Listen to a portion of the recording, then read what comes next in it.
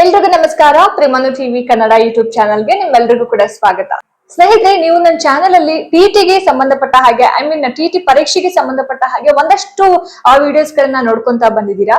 So ನಾನು ಆ ವಿಡಿಯೋಗಳನ್ನ ಅಪ್ಲೋಡ್ ಮಾಡಿದ್ಮೇಲೆ ನೀವು ಮಾಡುವಂತಹ ಕಮೆಂಟ್ಸ್ ಗಳನ್ನ ಅಬ್ಸರ್ವ್ ಮಾಡ್ತಾ ಇರ್ತೀನಿ. ಕೆಲವೊಂದು ಕಮೆಂಟ್ಸ್ ಗೆ ರೆಸ್ಪಾನ್ಸ್ ಕೂಡ ಮಾಡ್ತೀನಿ, ಮತ್ತೊಂದಷ್ಟು ಕಮೆಂಟ್ಸ್ ಗಳಿಗೆ ನಾನು ರೆಸ್ಪಾನ್ಸ್ ಮಾಡೋದಿಲ್ಲ. ಬಿಕಾಸ್ ಆ ಕಮೆಂಟ್ಸ್ ಯಾವ ರೀತಿ ಆಗಿರುತ್ತೆ ಅಂತಂದ್ರೆ, ಮೋಸ್ಟ್ ಆಫ್ ದ ಕಮೆಂಟ್ಸ್ ಬಂದು ನಾವು ಓದಿರೋದು ನೆನಪಲ್ಲಿ ಉಳಿತಾ ಇಲ್ಲ, ಮರ್ತ್ ಹೋಗ್ತಾ ಇದೆ, ಏನಾದ್ರೂ ಟಿಪ್ಸ್ ಇದ್ರೆ ಹೇಳಿ, ಯಾವ ತರ ಟ್ರಿಕ್ಸ್ ಬಳಸ್ಕೊಂಡು ನಾವು ಓದಬಹುದು. ಎಸ್ಪೆಷಲಿ ಸೋಷಿಯಲ್ ಸೈನ್ಸ್ ಅಂತ ಬಂದಾಗ ಅದ್ರಲ್ಲಿ ಇತಿಹಾಸ ಇರುತ್ತೆ, ರಾಜ್ಯಶಾಸ್ತ್ರ ಇರುತ್ತೆ, ಭೂಗೋಳ ಶಾಸ್ತ್ರ ಇರುತ್ತೆ, ಅರ್ಥಶಾಸ್ತ್ರ ಇರುತ್ತೆ, ವ್ಯವಹಾರ ಅಧ್ಯಯನ ಇರುತ್ತೆ.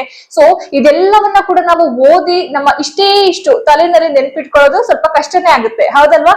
ಸೊ ಇವತ್ತಿನ ವಿಡಿಯೋದಲ್ಲಿ ನಾನು ಇತಿಹಾಸಕ್ಕೆ ಸಂಬಂಧಪಟ್ಟ ಹಾಗೆ ಇತಿಹಾಸದಲ್ಲಿ ಬರ್ತಕ್ಕಂತಹ ಘಟನೆಗಳನ್ನ ಯಾವ ರೀತಿಯಾಗಿ ಈಸಿಯಾಗಿ ನೆನಪಲ್ಲಿ ಇಟ್ಕೊಳ್ಳೋದು, ರಾಜರ ಬಗ್ಗೆ, ರಾಜರ ಆಡಳಿತ ಆಗಿರ್ಬೋದು, ಅವರು ಜಾರಿಗೆ ತಂದಂತಹ ಯೋಜನೆಗಳಾಗಿರ್ಬೋದು, ಅವರು ರಚನೆ ಮಾಡಿರುವಂತಹ ಕೃತಿಗಳಾಗಿರ್ಬೋದು, ಅವರ ಆಸ್ಥಾನದಲ್ಲಿ ಇದ್ದಂತಹ ಕವಿಗಳಾಗಿರ್ಬೋದು, ಹಾಗೆ ಅವರಿಗೆ ಇದ್ದಂತಹ ಬಿರುದುಗಳು, ಎಷ್ಟೊಂದೆಲ್ಲ ಇದಾವಲ್ಲ. ಸೊ ಅದನ್ನೆಲ್ಲ ನೀವು ಕೂಡ ನಾನು ಹೇಳುವಂತಹ ಈ ಟ್ರಿಕ್ಸ್ ಅನ್ನ ಬಳಸ್ಕೊಂಡು ಓದಿದ್ರೆ ಖಂಡಿತವಾಗ್ಲೂ ಕೂಡ ನಿಮ್ಗೆ ಇತಿಹಾಸ ಅನ್ನೋದು ಕಷ್ಟನೇ ಅನ್ಸೋದಿಲ್ಲ. ಯಾವಾಗ್ಲೂ ಕೂಡ ನೀವು ನೆಕ್ಸ್ಟ್ ಓದ್ಬೇಕಾದ್ರೆ ಇದೇ ಟ್ರಿಕ್ಸ್ ಅನ್ನ ಬಳಸ್ಕೊಂಡು ನೀವು ಓದ್ತೀರಾ. ಹಾಗೇನೆ ಮುಂದೆ ಬರುವಂತಹ ಟಿಟಿ ಪರೀಕ್ಷೆನಲ್ಲೂ ಕೂಡ ನಿಮ್ಗೆ ಒಳ್ಳೆ ಅಂಕಗಳನ್ನ ತಗೊಳ್ಳೋದಕ್ಕೆ ಈ ವಿಡಿಯೋ ಖಂಡಿತ ಹೆಲ್ಪ್ ಆಗುತ್ತೆ. ಸೊ ಬನ್ನಿ, ಜಾಸ್ತಿ ತಡ ಮಾಡೋದ್ ಬೇಡ, ಆದಷ್ಟು ಬೇಗ ಇವತ್ತಿನ ವಿಡಿಯೋವನ್ನ ಶುರು ಮಾಡ್ತಾ ಹೋಗೋಣ. ಅದಕ್ಕಿಂತ ಮುಂಚೆ ಯಾರೆಲ್ಲ ನನ್ನ ಚಾನೆಲ್ ನ ಹೊಸದಾಗಿ ನೋಡ್ತಿದ್ದೀರಾ, ದಯವಿಟ್ಟು ಸಬ್ಸ್ಕ್ರೈಬ್ ಮಾಡ್ಕೊಂಡು ನೋಡಿ ಅಂತ ಹೇಳ್ತಾ ಸೊ ಬನ್ನಿ ವಿಡಿಯೋನ ಶುರು ಮಾಡೋಣ. ಸ್ನೇಹಿತರೆ, ಯಾವುದೇ ಒಂದು ವಿಷಯ ಆಗಲಿ, ಯಾವುದೇ ಒಂದು ವಿಚಾರ ಆಗಲಿ, ನಾವು ಮೊದಲನೇ ಬಾರಿಗೆ ಓದಿ ಅರ್ಥ ಮಾಡ್ಕೊಳ್ಳೋದು ಸ್ವಲ್ಪ ಕಡಿಮೆ ಅಲ್ವಾ? ಸೊ ಎಲ್ಲೋ ತುಂಬ ಅಪರೂಪ ಮೊದಲನೇ ಬಾರಿ ಓದಿ ಅರ್ಥ ಮಾಡ್ಕೊಳ್ಳುವರ ಸಂಖ್ಯೆ ತುಂಬಾ ಕಡಿಮೆ ಇರುತ್ತೆ. ಸೊ ನಾವು ಅದರಲ್ಲೂ ಪಾಠ ಅಂತ ಬಂದಾಗ 2-3 ಬಾರಿ ನಾವು ಅದನ್ನು ನೀಟಾಗಿ ಓದಿ ಅರ್ಥ ಮಾಡ್ಕೊಳ್ತೀವಿ. ಸೊ ಅಂದರೆ ಅಷ್ಟು ಟೈಮ್ನ ತೊಗೊಳ್ತೀವಿ ಅಂತ. ಸೊ ನನ್ನ ಪ್ರಕಾರ ಯಾವುದೇ ಒಂದು ಟಾಪಿಕ್ನ ನಾವು ಅರ್ಥ ಮಾಡ್ಕೊಳ್ಬೇಕು ಅಂತಂದರೆ ಏನು ಮಾಡಬೇಕು, ವಿಷಯವನ್ನು ಓದಿ, ಏನು ಟಾಪಿಕ್ ತೊಗೊಂಡಿದ್ದೀವಿ ಅದನ್ನು ಒಂದ್ಸಲ ಓದಿ ಕಥೆ ರೂಪದಲ್ಲಿ ನಾವು ಅದನ್ನು ಅರ್ಥ ಮಾಡ್ಕೊಳ್ಳೋದಕ್ಕೆ ಪ್ರಯತ್ನ ಮಾಡಬೇಕು. ಸೊ ಫಸ್ಟ್ ಪಾಯಿಂಟ್ ಅದೇ, ಯಾವುದೇ ಒಂದು ವಿಷಯವನ್ನು ಏನು ಮಾಡಬೇಕು, ಕಥೆ ರೂಪದಲ್ಲಿ ಓದಿ ಅದನ್ನು ಅರ್ಥೈಸ್ಕೊಳ್ಬೇಕು ಅಂತ. ಸೊ ಎಲ್ರಿಗೂ ಇಷ್ಟ ಕತೆ ಕೇಳೋದಾಗಿರ್ಬೋದು, ಕಥೆಯನ್ನು ಹೇಳೋದಾಗಿರ್ಬೋದು. ಅದರಲ್ಲೂ ಕತೆ ಕೇಳೋದಂದರೆ ತುಂಬ ಇಷ್ಟ. ನೀವು ಒಂದು 2-3 ವರ್ಷದ ಹಿಂದೆ ಯಾರೋ ಒಬ್ಬರು ಹೇಳಿರೋಂಥ ಕಥೆನ ಈಗಲೂ ಕೂಡ ನೆನೆಸ್ಕೊಂಡು ಇನ್ನೊಬ್ರಿಗೆ ಹೇಳ್ತಾ ಇರ್ತೀರ. ಸೊ ಅದೇ ಥರ ಕಥೆಯನ್ನು ನಾವು ಹೇಗೆ ಮರೆಯೋದಿಲ್ವೋ, ಯಾವುದೇ ಒಂದು ಟಾಪಿಕ್ನ, ಯಾವುದೇ ಒಂದು ವಿಚಾರನ ನಾವು ಕಥೆ ರೂಪದಲ್ಲಿ ಅರ್ಥ ಮಾಡಿಕೊಂಡು ಓದಿದರೆ ಅದು ನೀವು ಎಷ್ಟೇ ವರ್ಷ ಆದರೂ ಕೂಡ ಮರೆಯೋದಿಲ್ಲ. ಸೊ ಹಾಗಾಗಿ ನೀವು ಇನ್ನು ಮುಂದೆ ಇತಿಹಾಸಕ್ಕೆ ಸಂಬಂಧಪಟ್ಟಂತಹ ಯಾವುದೇ ಒಂದು ರಾಜರ ಜೀವನ ಚರಿತ್ರೆ ಆಗಿರ್ಬೋದು, ಆಡಳಿತ ಆಗಿರಬಹುದು, ಯುದ್ಧ ಆಗಿರ್ಬೋದು, ಏನೇ ಒಂದು ಕಾನ್ಸೆಪ್ಟ್ ಇದ್ರೂ ಕೂಡ ನೀವು ಅದನ್ನು ಕಥೆ ರೂಪದಲ್ಲಿ ಓದಿ ಅರ್ಥ ಮಾಡ್ಕೊಳ್ಳೋದಕ್ಕೆ ಪ್ರಯತ್ನ ಮಾಡಬೇಕಾಗುತ್ತೆ. ಸೊ ಇಲ್ಲಿ ನೋಡಿ, ನನ್ನ ಹತ್ರ ಒಂದು ಟಾಪಿಕ್ ಇದೆ. ನಾನು ಕಾಶ್ಮೀರ ಕಾರ್ಕೋಟ ಸಾಮ್ರಾಜ್ಯದ ಬಗ್ಗೆ ಒಂದು ಟಾಪಿಕ್ನ ತೊಗೊಂಡು ಬಂದಿದ್ದೀನಿ. ಸೊ ನಾನು ಇಲ್ಲಿ ಇರೋದನ್ನು ಯಥಾವತ್ತಾಗಿ ನಾನು ಇದೇ ಥರ ಹೇಳೋದಿಲ್ಲ, ನಾನು ಇದನ್ನು ಕಥೆ ರೂಪದಲ್ಲಿ ಹೇಳ್ತೀನಿ. ನಿಮಗೆ ಎಷ್ಟು ಅರ್ಥ ಆಯಿತು? ಕಥೆ ರೂಪದಲ್ಲಿ ಹೇಳಿದ್ರೆ ಚೆನ್ನಾಗಿರುತ್ತಾ, ಅಥವಾ ನಾನಲ್ಲಿ ಇದ್ದಿದ್ದನ್ನು ಇದ್ದ ಹಾಗೆ ನಿಮಗೆ ಹೇಳಿದರೆ ಅರ್ಥ ಆಗುತ್ತಾ ಅಂತ ನೀವು ನನಗೆ ಕಾಮೆಂಟಲ್ಲಿ ಹೇಳಬೇಕಾಗುತ್ತೆ. ಸೊ ಇಲ್ಲಿ ಏನು ಕೊಟ್ಟಿದ್ದಾರೆ ಅಂತ ಹೇಳಿದ್ರೆ, ನಮ್ಮ ಭಾರತ ದೇಶವನ್ನು ಹಲವಾರು ರಾಜ ಮನೆತನಗಳು ಆಳ್ವಿಕೆ ಮಾಡಿ ಹೋದರು, ಎಷ್ಟೋ ಸಾಮ್ರಾಜ್ಯಗಳನ್ನು ಸ್ಥಾಪನೆ ಮಾಡಿದ್ರು, ಹಾಗೆಯೇ ಸಾಧ್ಯ ಇಲ್ಲ ಅನ್ನೋದನ್ನು ಸಾಧ್ಯ ಆಗಿಸಿ ಹೋದರು. ಇಂತಹ ಬಲಿಷ್ಠ ಸಾಮ್ರಾಜ್ಯಗಳಲ್ಲಿ ಒಂದು ಕಾಶ್ಮೀರ ಕಾರ್ಕೋಟ ಸಾಮ್ರಾಜ್ಯ. ಸಾರಿ ಮಧ್ಯದಲ್ಲಿ ಡಿಸ್ಟರ್ಬ್ ಮಾಡ್ತಾ ಇದ್ದೀನಿ. ಸ್ನೇಹಿತರೆ, ನೀವು ಯಾವುದೇ ಎಕ್ಸಾಮ್ ಬರಬೇಕು ಅಂತಂದ್ರೂ ತುಂಬ ಜನ ಲಕ್ಷಾಂತರ ರೂಪಾಯಿ ಖರ್ಚು ಮಾಡಿ, ತಿಂಗಳಿಗೆ ಸಾವಿರಾರು ರೂಪಾಯಿ ಖರ್ಚು ಮಾಡಿ ಕೋಚಿಂಗ್ ಸೆಂಟರ್ಗೆ ಹೋಗ್ತೀರಾ, ಕೋಚಿಂಗ್ ಕ್ಲಾಸ್ ಅಟೆಂಡ್ ಮಾಡ್ತೀರಾ, ಜೊತೆಗೆ ಸಾವಿರಾರು ರೂಪಾಯಿಗಳನ್ನ ಖರ್ಚು ಮಾಡಿ ಬುಕ್ಸ್ಗಳನ್ನ ರೆಫರ್ ಮಾಡ್ತೀರಾ. ನೀವು ಯಾವುದೇ ಕೋಚಿಂಗ್ ಸೆಂಟರ್ಗೆ ಹೋದರೂ ಎಷ್ಟೇ ಬುಕ್ಸ್ಗಳನ್ನ ಪರ್ಚೇಸ್ ಮಾಡಿ ನೀವು ಸೆಲ್ಫ್ ಸ್ಟಡಿ ಮಾಡ್ಕೊಂಡ್ರೂ ಕೂಡ ಎಕ್ಸಾಮ್ನ ಕ್ಲಿಯರ್ ಮಾಡ್ಕೊಳ್ಳೋದಕ್ಕಾಗೋದಿಲ್ಲ. ಆದರೆ 500 ರೂಪಾಯಿ ಕೊಟ್ಟು ನೀವು ರೀಚಾರ್ಜ್ ಮಾಡಿ ಯೂಟ್ಯೂಬಲ್ಲಿ ಇರುವಂತಹ ಎಲ್ಲ ವೀಡಿಯೋಸ್ಗಳನ್ನು ನೋಡ್ತಾ ನೀವು ಎಕ್ಸಾಮ್ನ ಕ್ಲಿಯರ್ ಮಾಡ್ಬೋದು. ನಾನು ನನ್ನ ಚಾನಲಲ್ಲಿ ನಿಮಗೊಂದು ಅವಕಾಶ ಮಾಡ್ಕೊಡ್ತಾ ಇದ್ದೀನಿ. ಏನಪ್ಪಾ ಅಂತ ಹೇಳಿದ್ರೆ, ನನ್ನ ಚಾನಲಲ್ಲಿ ಪ್ರತಿಯೊಂದು ಎಕ್ಸಾಮ್ಗೂ ರಿಲೇಟೆಡ್ ಆಗಿ ವಿಡಿಯೋಸ್ಗಳನ್ನ ಮಾಡ್ತಾ ಇದ್ದೀನಿ. ಮುಂಚೆ PDO ಎಕ್ಸಾಮ್ ಆಗಿರ್ಬೋದು, ವಿಲೇಜ್ ಅಕೌಂಟೆಂಟ್ ಎಕ್ಸಾಮ್ ಆಗಿರ್ಬೋದು, ಅದರ ಸಿಲೆಬಸ್ ಪ್ರಕಾರ ಎಲ್ಲ ವಿಡಿಯೋಸ್ಗಳನ್ನ ನಾನು ಅಪ್ಲೋಡ್ ಮಾಡಿದ್ದೀನಿ. ಸೊ ನೀವು ಹೋಗಿ ನೋಡ್ಕೊಂಡು ಬರ್ಬೋದು. ಇನ್ನು ಮುಂದೆ ಬರುವಂತಹ TT ಪರೀಕ್ಷೆಗಳಿಗೆ ಸಂಬಂಧಪಟ್ಟ ಹಾಗೆ ಬಹಳಷ್ಟು ವಿಡಿಯೋಸ್ಗಳನ್ನ ನನ್ನ ಚಾನಲಲ್ಲಿ ನಾನು ಅಪ್ಲೋಡ್ ಮಾಡ್ತಾ ಇದ್ದೀನಿ. ನೀವು ಕೂಡ ನೋಡ್ತಾ ಇದ್ದೀರಾ, ನಿಮ್ಮ ಸಪೋರ್ಟ್ನ ಕೂಡ ನನಗೆ ಕೊಡ್ತಾ ಇದ್ದೀರಾ. ಸೊ ಹಾಗಾಗಿ ನನ್ನ ಚಾನಲಲ್ಲಿ ಒಂದು ಅವಕಾಶವನ್ನ, ಒಂದು ಆಪರ್ಚುನಿಟಿನ ನಿಮಗೆ ಕೊಡ್ತಾ ಇದ್ದೀನಿ. ಏನಪ್ಪಾ ಅಂತ ಹೇಳಿದ್ರೆ, ನನ್ನ ಚಾನಲಿಂದ ನಾನು ಅಪ್ಲೋಡ್ ಮಾಡ್ತಾ ಇರುವಂತಹ ವಿಡಿಯೋಸ್ ಇಂದ ನಿಮ್ಮ ಎಕ್ಸಾಮ್ನ ದೃಷ್ಟಿಯಿಂದ ನಿಮಗೆ ಅನುಕೂಲ ಆಗ್ತಿದೆ, ಯೂಸ್ ಆಗ್ತಿದೆ ಅಂತ ಹೇಳಿದ್ರೆ ನೀವು ನನ್ನ ಚಾನಲ್ಗೆ ಜಾಯ್ನ್ ಆಗ್ಬೋದು. ನಿಮಗೆ ಸಿಲ್ವರ್, ಗೋಲ್ಡ್ ಹಾಗೆ ಡೈಮಂಡ್ ಅಂತ ಹೇಳಿ 3 ಆಪ್ಷನ್ ಇರುತ್ತೆ. ಈ 3 ಆಪ್ಷನ್ಗಳಲ್ಲಿ ನಿಮಗೆ ಯಾವುದು ಉತ್ತಮ ಅಂತ ಅನ್ಸುತ್ತೋ ಆ ಒಂದು ಸಬ್ಸ್ಕ್ರಿಪ್ಷನ್ ನೀವು ಪಡ್ಕೊಳ್ಬಹುದು. ಸೊ ಇದರಿಂದ ಏನು ಬೆನಿಫಿಟ್ ಅಂತ ಹೇಳಿದ್ರೆ, ಎಲ್ಲರಿಗಿಂತ ಮುಂಚೆ ನಿಮ್ಮ ಒಂದು ಕಮೆಂಟ್ಸ್ಗೆ ನಾನು ರೆಸ್ಪಾನ್ಸ್ ಮಾಡ್ತೀನಿ. ಹಾಗೆ ನೀವು ನನಗೆ ಸೋಷಿಯಲ್ ಮೀಡಿಯಾದಲ್ಲಿ ಕನೆಕ್ಟ್ ಆಗೋದಕ್ಕೆ ಹೆಲ್ಪ್ ಆಗುತ್ತೆ. ನಿಮ್ಮ ಏನೇ ಒಂದು ಡೌಟ್ಸ್ ಇದ್ರೂ ಕೂಡ ನಾನು ಅದನ್ನ ಫಸ್ಟ್ ಬೇಗನೆ ಐಡೆಂಟಿಫೈ ಮಾಡಿ ನಿಮ್ಮ ಒಂದು ಡೌಟ್ಸ್ನ ಕ್ಲಿಯರ್ ಮಾಡುವಂತಹ ಒಂದು ಅವಕಾಶ ನಿಮಗೆ ಸಿಗುತ್ತೆ. ನೀವು ಕಮೆಂಟ್ ಮಾಡಿದ್ರೆ ನಿಮ್ಮ ಒಂದು ಕಮೆಂಟ್ ಹೈಲೈಟ್ ಆಗುತ್ತೆ. ಸೊ ಜಾಯ್ನ್ ಆಗಿ ನಿಮ್ಮ ಒಂದು ಸಬ್ಸ್ಕ್ರಿಪ್ಷನ್ ಪಡ್ಕೊಳ್ಬಹುದು. ಅಥವಾ ನಾನು ಅಪ್ಲೋಡ್ ಮಾಡುವಂತಹ ವಿಡಿಯೋ ಇಂದ ನಿಮಗೆ ಅನುಕೂಲ ಆಗ್ತಿದೆ ಅಂತ ಹೇಳಿದ್ರೆ, ನೀವು ಸೂಪರ್ ಥ್ಯಾಂಕ್ಸ್ ಮುಖಾಂತರ ನನ್ನ ಒಂದು ವಿಡಿಯೋಗೆ ನಿಮ್ಮ ಪ್ರೀತಿ ಹಾಗೆ ನಿಮ್ಮ ಸಪೋರ್ಟ್ ಅನ್ನ ವ್ಯಕ್ತಪಡಿಸಬಹುದು. ಸೊ ಈ ಒಂದು ಕಾರ್ಕೋಟ ಸಾಮ್ರಾಜ್ಯವನ್ನ ರಾಜ ದುರ್ಲಭವರ್ಧನ ಅಂತಕ್ಕಂಥವನು ಸ್ಥಾಪನೆ ಮಾಡ್ತಾನೆ. ಎಷ್ಟರಲ್ಲಿ ಸ್ಥಾಪನೆ ಮಾಡ್ತಾನೆ ಅಂತ ಹೇಳಿದ್ರೆ 625ರಲ್ಲಿ, ಕ್ರಿಸ್ತಶಕ 625ರಲ್ಲಿ ರಾಜ ದುರ್ಲಭವರ್ಧನ ಕಾರ್ಕೋಟ ಸಾಮ್ರಾಜ್ಯವನ್ನ ಸ್ಥಾಪನೆ ಮಾಡ್ತಾನೆ. ಆಯ್ತಾ? ಸೊ ಇದಿಷ್ಟು ಒಂದು ಕಡೆ ಇಟ್ಕೊಳ್ಳಿ.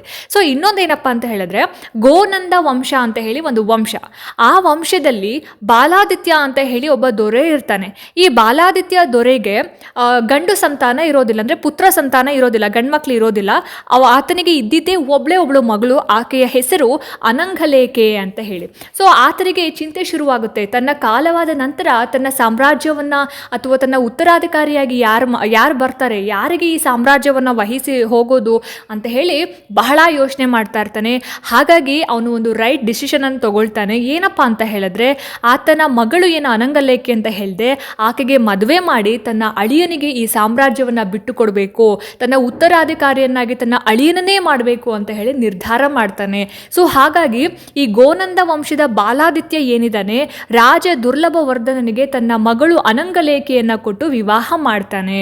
ಸೊ ಸ್ವಲ್ಪ ಸಮಯದ ನಂತರ ಏನಾಗುತ್ತೆ ಅಂತ ಹೇಳಿದ್ರೆ, ಈ ಬಾಲಾದಿತ್ಯ ಮರಣವನ್ನ ಹೊಂದುತ್ತಾನೆ. ಸೊ ನೆಕ್ಸ್ಟ್ ಈ ಕಾರ್ಕೋಟ ಅಂತಕ್ಕಂತಹ ಸಾಮ್ರಾಜ್ಯವನ್ನ ಕಟ್ಟಿ ರಾಜ ದುರ್ಲಭವರ್ಧನ ಏನಿದ್ದಾನೆ ಆಳ್ವಿಕೆಯನ್ನ ಮಾಡ್ತಾ ಇರ್ತಾನೆ. ಇನ್ನು ರಾಜ ದುರ್ಲಭವರ್ಧನ ಹಾಗೆ ಅನಂಗಲೇಖೆ ಏನಿದ್ದಾರೆ, ಈ ದಂಪತಿಗಳಿಗೆ ಒಬ್ಬ ಮಗ ಕೂಡ ಜನಿಸ್ತಾನೆ, ದುರ್ಲಭಕ್ತ ಅಂತ. ಸೊ ಅವನು ವಯಸ್ಸಿಗೆ ಬಂದ ನಂತರ ಈ ನರೇಂದ್ರ ಪ್ರಭಾ ಅನ್ನೋಳನ್ನ ಮದುವೆ ಕೂಡ ಆಗ್ತಾನೆ. ಸೊ ದುರ್ಲಭಕ್ತ ಯಾರು, ದುರ್ಲಭವರ್ಧನ ಮತ್ತೆ ಅನಂಗಲೇಖೆಯ ಮಗ, ಈತನಿಗೆ ಪ್ರತಾಪಾದಿತ್ಯ ಅಂತಕ್ಕಂತಹ ಹೆಸರು ಕೂಡ ಇರುತ್ತೆ. ಸೊ ದುರ್ಲಭಕ್ತ ಪ್ರತಾಪಾದಿತ್ಯ ನರೇಂದ್ರ ಪ್ರಭಾಳನ್ನ ಮದುವೆ ಆಗ್ತಾನೆ. ಮದುವೆಯಾಗಿ 3 ಮಕ್ಕಳನ್ನ ಪಡಿತಾನೆ. ಸೊ ಆ 3 ಮಕ್ಕಳು ಯಾರು ಅಂತ ಹೇಳಿದ್ರೆ, ಚಂದ್ರಪೀಡ ವಜ್ರಾದಿತ್ಯ, ತಾರಾಪೀಡ ಉದಯಾದಿತ್ಯ ಹಾಗೆ ಮುಕ್ತಾಪೀಡ ಲಲಿತಾದಿತ್ಯ ಅಂತ ಹೇಳಿ. ಸೊ ಈ 3 ಜನರಲ್ಲಿ ಮೊದಲ 2 ಅಂತಂದ್ರೆ ಚಂದ್ರಪೀಡ ವಜ್ರಾದಿತ್ಯ ಹಾಗೆ ತಾರಾಪೀಡ ಉದಯಾದಿತ್ಯ ಇಬ್ರು ಏನಿದ್ರಲ್ಲ, ಅವರ ಒಂದು ಆಳ್ವಿಕೆ ಆದ ನಂತರ ಮುಕ್ತಾಪೀಡ ಲಲಿತಾದಿತ್ಯನಿಗೆ ಅವಕಾಶ ಸಿಗುತ್ತೆ, ಆಳ್ವಿಕೆ ಮಾಡುವಂತಹ ಒಂದು ಅವಕಾಶ.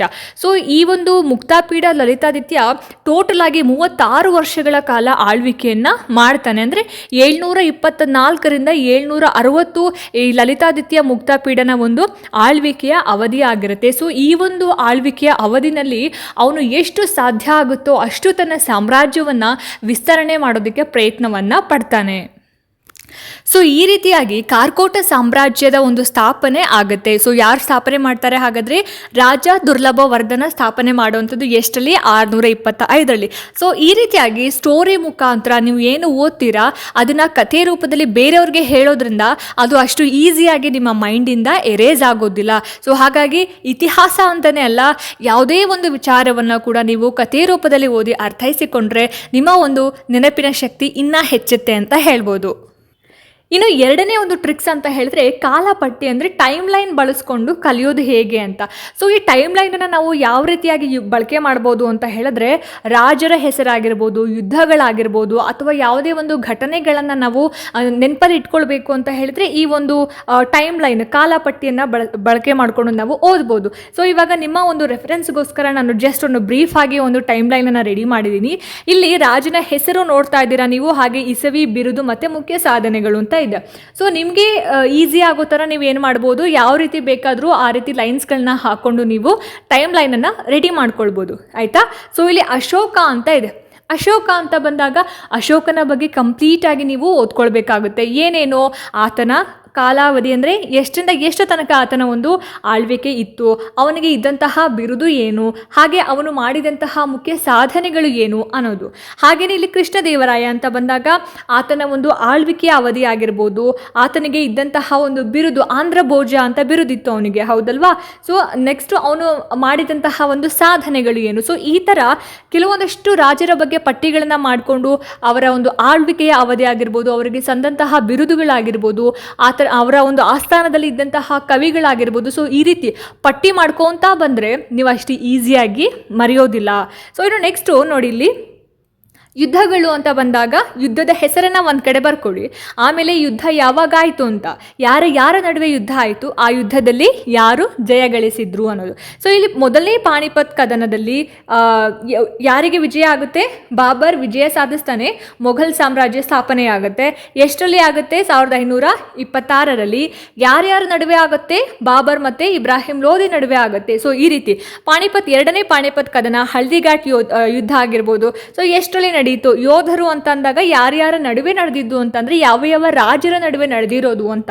ಹಾಗೆಯೇ ಫಲಿತಾಂಶ ಏನಾಯಿತು, ಆ ಯುದ್ಧದಲ್ಲಿ ಯಾರು ವಿಜಯಶಾಲಿಯಾದರು ಅಥವಾ ಯಾರು ಪಲಾಯನ ಮಾಡಿದ್ರು, ಇದೆಲ್ಲವನ್ನ ಕೂಡ ನೀವು ಒಂದು ಲಿಸ್ಟ್ ಮಾಡಿಕೊಂಡು ಪದೇ ಪದೇ ಅದನ್ನು ಓದೋದ್ರಿಂದ ಯಾವುದೇ ಕಾರಣಕ್ಕೂ ನೀವು ಆ ಘಟನೆಯನ್ನು, ಆ ಒಂದು ಯುದ್ಧವನ್ನು ಮರೆಯೋದಕ್ಕೆ ಸಾಧ್ಯ ಇಲ್ಲ. ಇನ್ನು ಇಲ್ಲಿ ಒಂದು ಇಸವಿ ಮತ್ತು ಘಟನೆ ಅಂತ ಹೇಳಿ ಒಂದು ಹಾಕಿದ್ದೀನಿ ಪ್ಯಾರಾಗ್ರಾಫಲ್ಲಿ. ಸೊ ಇದೇನಪ್ಪ ಅಂದರೆ ಒಂದು ಕಾನ್ಸೆಪ್ಟನ್ನ ತಗೊಳ್ಳಿ ನೀವು. ಸೊ ಒಂದು ಕಾನ್ಸೆಪ್ಟ್ ಏನಪ್ಪ ಅಂತ ಹೇಳಿದ್ರೆ ಇದು ಬಂದು ಸ್ವಾತಂತ್ರ್ಯ ಹೋರಾಟ. ಸೊ ಸ್ವಾತಂತ್ರ್ಯ ಹೋರಾಟ ಅಂತ ಬಂದಾಗ ಮೊದಲನೇಗೆ ಏನು ಬರುತ್ತೆ? ಪ್ರಥಮ ಸ್ವಾತಂತ್ರ್ಯ ಹೋರಾಟದಿಂದ ಹಿಡಿದು ನಮಗೆ ಸ್ವಾತಂತ್ರ್ಯ ಬರುವ ತನಕ, ಸಂವಿಧಾನ ರಚನೆ ಆಗೋ ತನಕ ಏನೇನೆಲ್ಲ ಆಯಿತು ಅದೆಲ್ಲವನ್ನು ಕೂಡ ಒಂದು ಕಡೆ ಲಿಸ್ಟ್ ಮಾಡಿ ಇಟ್ಕೋಬೇಕಾಗುತ್ತೆ. ನೋಡಿ ಇಲ್ಲಿ 1857ರಲ್ಲಿ ಏನಾಯಿತು? ಸಿಪಾಯಿ ದಂಗೆ ಅಂತ ಏನು ಹೇಳಿ ಕರಿತೀವಿ, ಪ್ರಥಮ ಸ್ವಾತಂತ್ರ್ಯ ಹೋರಾಟ ಆಯಿತು. ಹಾಗೆಯೇ 1885ಲಿ ಇಂಡಿಯನ್ ನ್ಯಾಷನಲ್ ಕಾಂಗ್ರೆಸ್ನ ಒಂದು ಸ್ಥಾಪನೆ ಆಯಿತು. ಹಾಗೆಯೇ 1905ನಲ್ಲಿ ಬಂಗಾಳದ ವಿಭಜನೆ ಆಯಿತು. 1919ರಲ್ಲಿ ಬಂಗಾಳದ ವಿಭಜನೆಯನ್ನು ವಾಪಸ್ ತಗೊಂಡ್ರು. ಸೊ ಈ ಥರ ಇಲ್ಲಿ ತನಕ ಮಾಡಿದ್ದೀನಿ. 1947 ನಮಗೆ ಸ್ವಾತಂತ್ರ್ಯ ಬರುವ ತನಕನೂ ಕೂಡ ಮಾಡಿದ್ದೀನಿ. ಸೊ ಆ ಥರ ನೀವು ಒಂದು ಕಾನ್ಸೆಪ್ಟನ್ನ ಇಟ್ಕೊಂಡು ಆ ಕಾನ್ಸೆಪ್ಟಿಗೆ ಸಂಬಂಧಪಟ್ಟ ಎಲ್ಲ ಇಸವಿಗಳನ್ನು ಒಂದು ಕಡೆಯಿಂದ ಆರ್ಡರ್ ವೈಸ್ ಏನು ಮಾಡಬೇಕಾಗುತ್ತೆ? ಬರ್ಕೊತಾ ಬರಬೇಕಾಗುತ್ತೆ. ಇನ್ನು ಮುಂದಿನ ಒಂದು ಟೆಕ್ನಿಕ್ ಅಂತ ಹೇಳಿದ್ರೆ ಮೈಂಡ್ ಮ್ಯಾಪ್ ತಂತ್ರ, ಅಥವಾ ಕನ್ನಡದಲ್ಲಿ ನಾವು ಏನು ಹೇಳ್ತೀವಿ ಅಂದರೆ ಮನನ ನಕ್ಷೆ ಅಂತ ಹೇಳಿ ಕರಿತೀವಿ. ಸೊ ಮನನ ನಕ್ಷೆ ಅಂತ ಹೇಳಿದ್ರೆ ಏನು ಅಂದರೆ ಯಾವುದಾದ್ರೂ ಒಂದು ಪ್ರಮುಖ ವಿಚಾರವನ್ನು ಇಟ್ಕೊಂಡು ಅದಕ್ಕೆ ಸಂಬಂಧಪಟ್ಟ ಹಾಗೆ ಉಪವಿಚಾರಗಳನ್ನು ಅಥವಾ ವಿಷಯಗಳನ್ನು ಅಥವಾ ಏನು ಬ್ರಾಂಚ್ ಅಂತ ಏನು ಹೇಳಿ ಕರಿಬೋದು, ಅದನ್ನು ನಕ್ಷೆಯ ಮುಖಾಂತರ ನಾವು ಚಿತ್ರಿಸ್ಕೊಂಡು ಹೋಗೋದು ಅಂತ. ಸೊ ನೋಡಿ ಇಲ್ಲಿ ನಾನು ಒಂದು ಮಾಡಿದ್ದೀನಿ.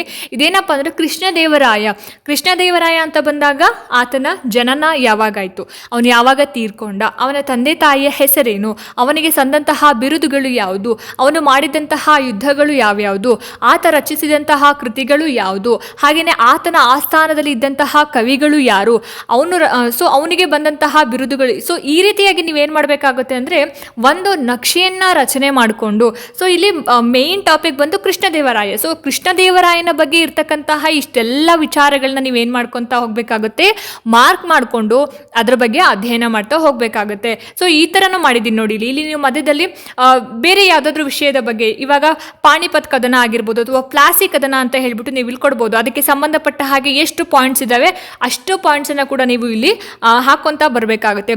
ಸೊ ಈ ರೀತಿ ಮೈಂಡ್ ಮ್ಯಾಪಿಂಗ್ ವಿಧಾನದಲ್ಲಿ ಕೂಡ ನೀವು ಓದೋದ್ರಿಂದ ನಿಮ್ಮ ಒಂದು ಏನು ಓದ್ತಿರಲ್ಲ ಅದನ್ನು ಆರಾಮಾಗಿ ಈಸಿಯಾಗಿ ನೆನಪಲ್ಲಿ ಇಟ್ಕೊಳ್ಳೋದಕ್ಕೆ ಸಹಾಯ ಆಗುತ್ತೆ.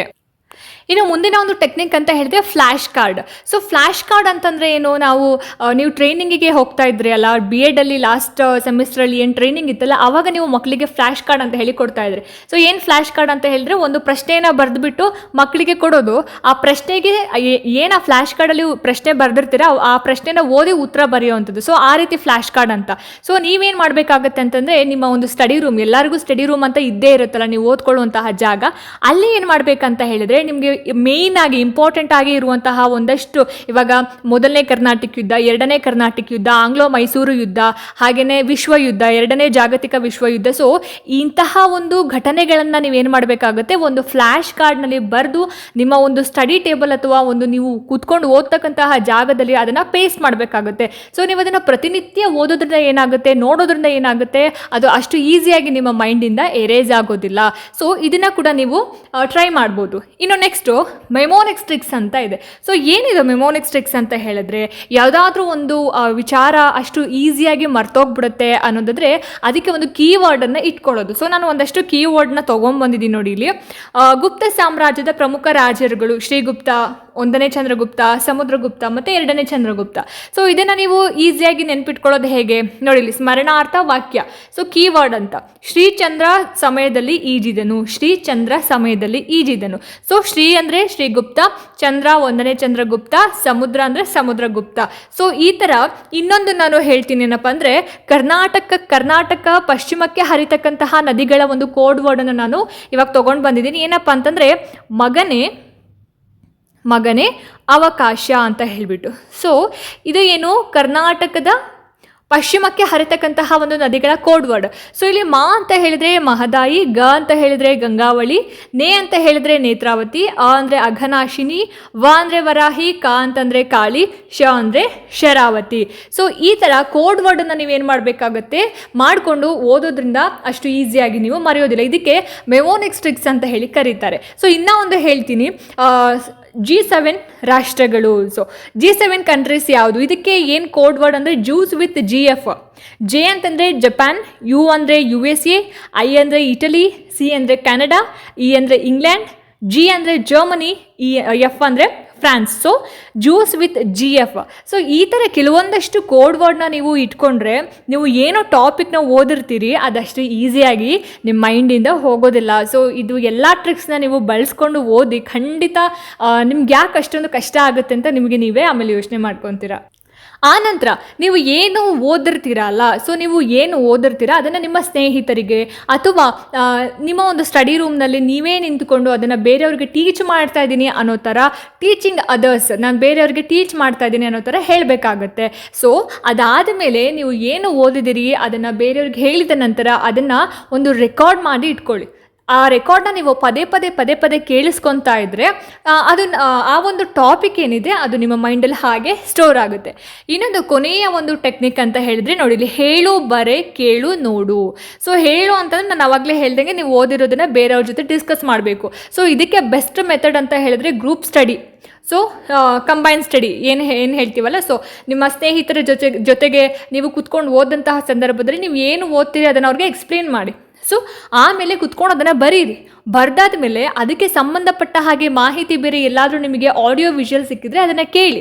ಜೊತೆಗೆ ಅದನ್ನು ಏನು ಇವಾಗ ಕೆಲವೊಂದು ರಾಜರ ಬಗ್ಗೆ ಆಗಿರ್ಬೋದು, ಯುದ್ಧಗಳ ಬಗ್ಗೆ ಆಗಿರ್ಬೋದು, ಸೊ ಮೂವಿಗಳು ಮಾಡಿರ್ತಾರೆ ಅಥವಾ ಕೆಲವೊಂದು ಯೂಟ್ಯೂಬ್ ಚಾನಲಲ್ಲಿ ಅದರ ವಿಜುವಲೈಸ್ ವಿಡಿಯೋಗಳನ್ನ ಅಪ್ಲೋಡ್ ಮಾಡಿರ್ತಾರೆ, ಅದನ್ನು ನೀವು ಒಂದ್ಸಲ ನೋಡಬೇಕಾಗುತ್ತೆ. ಸೊ ಹೇಳು, ಬರೆ, ಕೇಳು, ನೋಡು ಈ ಟೆಕ್ನಿಕ್ನ ನೀವು ಫಾಲೋ ಮಾಡೋದ್ರಿಂದ ನೀವು ಯಾವ ಟಾಪಿಕ್ನ ಓದ್ತಾ ಇದ್ದೀರಿ, ನಿಮಗೆ ಕಷ್ಟ ಅನ್ನುವಂತಹ ಒಂದು ಟಾಪಿಕ್ನ ಈ ಟೆಕ್ನಿಕ್ ಮುಖಾಂತರ ಓದಿದ್ರೆ ಖಂಡಿತವಾಗ್ಲೂ ಕೂಡ ಯಾವುದೇ ರೀತಿ ಕಷ್ಟ ಇರೋದಿಲ್ಲ. ಇಷ್ಟು ಟ್ರಿಕ್ಸ್ಗಳನ್ನು ನೀವು ಓದುವಂತಹ ಸಬ್ಜೆಕ್ಟ್ಗೆ ಅಪ್ಲೈ ಮಾಡ್ಕೊಂಡು ಓದಿದರೆ ಖಂಡಿತ ನೀವು ಎಕ್ಸಾಮಲ್ಲಿ ಟಾಪರ್ ಆಗೇ ಆಗ್ತೀರಾ. ಸೊ ನೋಡಿದ್ರಲ್ಲ ಸ್ನೇಹಿತರೆ, ಇದಿಷ್ಟು ಟ್ರಿಕ್ಸ್ ಗಳನ್ನ ನೀವು ಬಳಸ್ಕೊಂಡು ಇವತ್ತಿನಿಂದನೇ ಕುತ್ಕೊಂಡು ಸಮಾಜ ವಿಜ್ಞಾನವನ್ನಾಗ್ಲಿ ಅಥವಾ ಬೇರೆ ಯಾವುದೇ ಸಬ್ಜೆಕ್ಟ್ ಗಳನ್ನಾಗ್ಲಿ ಕುತ್ಕೊಂಡು ಓದಿದ್ರೆ ಖಂಡಿತವಾಗ್ಲೂ ಕೂಡ ಈ ಸಲ TET ಪರೀಕ್ಷೆನ ಪಾಸ್ ಮಾಡ್ಕೊಳ್ಳೇಬೇಕು ಅಂತ ಇರೋರು ಪಾಸ್ ಮಾಡ್ಕೊಂತೀರಾ. ಸೊ ಐ ಹೋಪ್ ಈ ವಿಡಿಯೋ ನಿಮ್ಗೆ ಇಷ್ಟ ಆಗಿದೆ ಅಂತ. ಇಷ್ಟ ಆಯ್ತು ಅಂತಂದ್ರೆ ದಯವಿಟ್ಟು ಲೈಕ್ ಮಾಡಿ, ಶೇರ್ ಮಾಡಿ, ಹಾಗೆ ನಿಮ್ಮ ಅನಿಸಿಕೆ ಅಭಿಪ್ರಾಯಗಳು ಏನೇ ಇದ್ರೂ ಕೂಡ ನನಗೆ ಕಮೆಂಟ್ ಸೆಕ್ಷನ್ ಅಲ್ಲಿ ತಿಳಿಸಿ ಅಂತ ಹೇಳ್ತಾ, ಇದೇ ರೀತಿ ಹೆಚ್ಚಿನ ವಿಡಿಯೋಸ್ ಗಳಿಗೋಸ್ಕರ ನಿರಂತರವಾಗಿ ನನ್ನ ಚಾನೆಲ್ ನ ನೋಡ್ತಾ ಇರಿ. ಮುಂದಿನ ವಿಡಿಯೋಸ್ ಗಳಲ್ಲಿ ನಾನು ನಿಮ್ಗೆ ಸಿಗ್ತೀನಿ. ಅಲ್ಲಿ ತನಕ ಎಲ್ರಿಗೂ ನಮಸ್ಕಾರ.